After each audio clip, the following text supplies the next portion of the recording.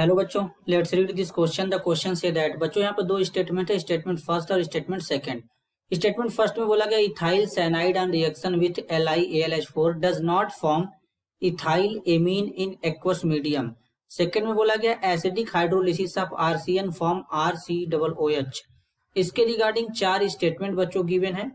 तो सबसे पहले समझेंगे की कॉन्सेप्ट।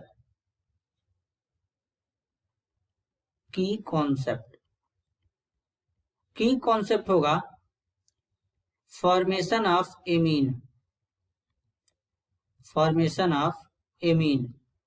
बच्चों जब हम इथाइल साइनाइड लेते हैं बेसिकली CH3CH2CN, जब इसको एक्वस मीडियम में लिथियम एल्युमिनियम हाइड्राइड के साथ ट्रीट करते हैं तो यहां पर क्या होता है, एमीन का फॉर्मेशन होता है।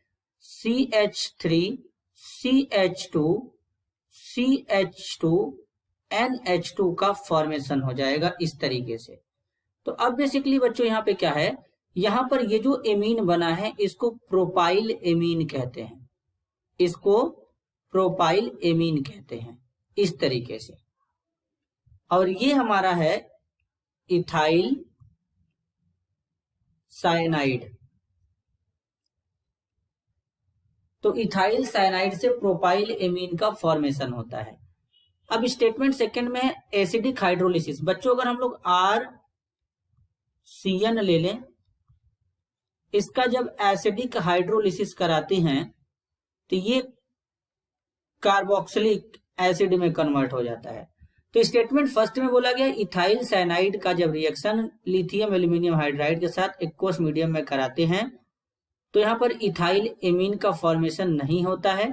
तो बच्चों यहाँ पर जो स्टेटमेंट फर्स्ट है ये बिल्कुल करेक्ट है। यहाँ पर इथाइल एमीन का फॉर्मेशन नहीं होगा, प्रोपाइल एमीन का फॉर्मेशन होगा। सेकेंड में बोला गया है acidic hydrolysis of RCN form RCOOH। तो यहाँ पर जो स्टेटमेंट सेकेंड है ये भी करेक्ट है।